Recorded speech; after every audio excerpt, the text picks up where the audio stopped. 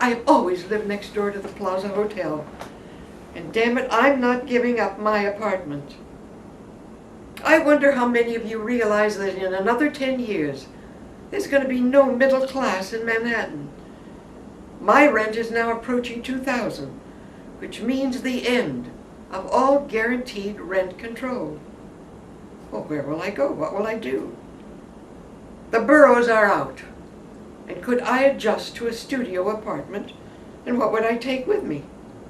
Well, the 4 chairs, the 2 rose quartz lamps, all of Joel's paintings, and the cranberry glass collection. I just can't do it. I've got too much stuff and I love it all.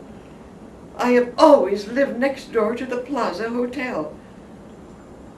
Life is just going to have to adjust to me.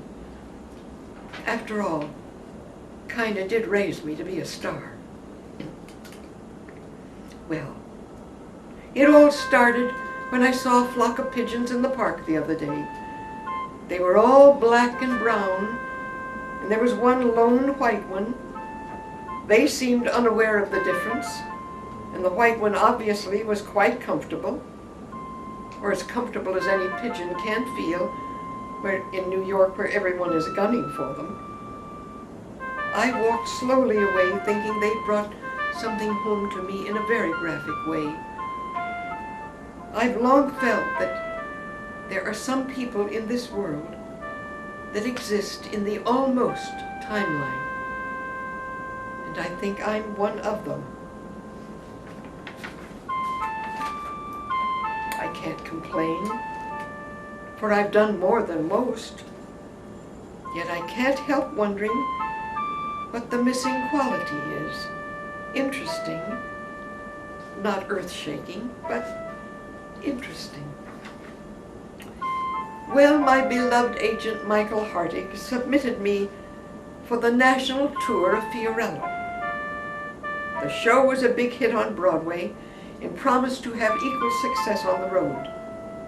I was cast in the role of Thea, Fiorello's first wife. The loveliest song in the show, When Did I Fall in Love, opened the second act, and it was my moment. It's the irony of it that makes this story worth telling. Just think, the entire cast of the national tour of Fiorello, a Broadway show based on the life of Fiorello LaGuardia, a law and order mayor if there ever was one, arrested and jailed in Dallas, Texas, the first week of the national tour. Well, it all happened like this. We had completed our 3 weeks of rehearsal in New York with Ruthie Mitchell at the helm. And then we had an additional week of rehearsal with George Abbott, Mr. Abbott, to everyone in the theater. We were all looking forward to our week with him. I particularly, I'd never worked with him. I had heard that when Mr. Abbott gave you an exact line reading, it was wise to always do the line just as he told you to do it. But once we got out on the road, I started playing around with one of my lines, and I lost my laugh.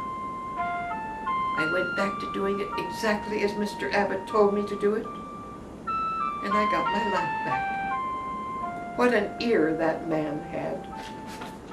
The show was to open the famous Dallas State Fair. It was a very strong cast. Bob Carroll was cast as Fiorello. The cast also included Henry Lasco, Rudy Bond, and Charlotte Fairchild played the second wife, while I was Thea, the first wife. We had a great show and we knew it. The reviews were wonderful. The directing team packed up and went back to New York and left us to our own devices. The tour lasted a year and a half.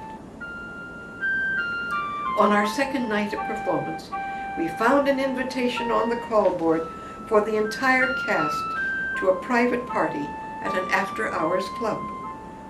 This sort of invitation isn't unusual for a national tour, but I don't believe that many of us knew what was meant by an after-hours club. I surely didn't. In Dallas at the time, it was illegal to serve liquor, so all clubs were called private.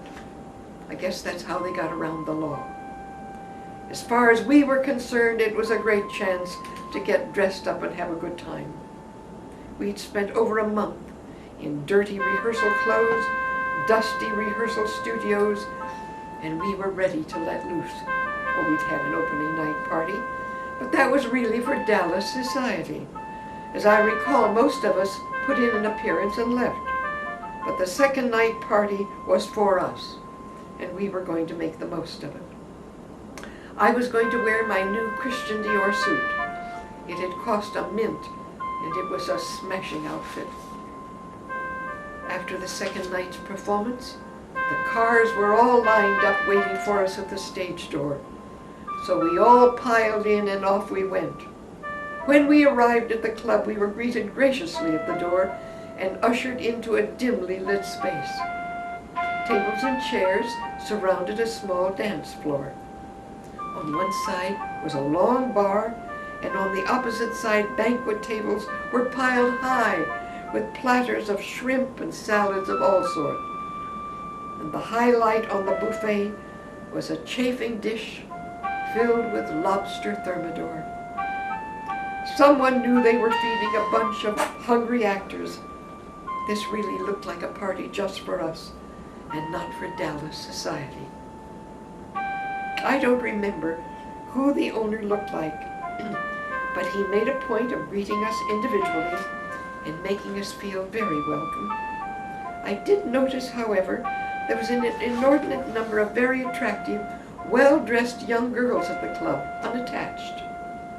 Well, we were all eating, drinking, and dancing and generally relaxing for the first time in 5 weeks, when suddenly we heard a great commotion from the direction of the front door, and about a dozen heavily armed members of the Dallas police came rushing in. Of course, we were all taken completely by surprise. But I did notice that all of those beautiful young girls that I'd seen when we first arrived made a mad dash for the back door of the club. They all seemed to know how to escape. They were, of course, stopped by the police as they tried to get out. We were all herded into paddy wagons, the men in one, the girls in the second, and I remember saying as I took a look around, "Good heavens, they have us in with the hookers." By then I figured out who they were. One of our youngest and most innocent members of the ensemble said in loud, dulcet tones, "Jen, what's a hooker?" And I tried my best to explain about ladies of the evening. When we arrived at the police station, we were fingerprinted and our mug shots were taken. And I remember that I tried to explain that I was only drinking ginger ale, but it fell on deaf ears. We were put in a holding cell, yes, with the hookers, and one of the men in the company had the presence of mind to call Hal Prince and our press office.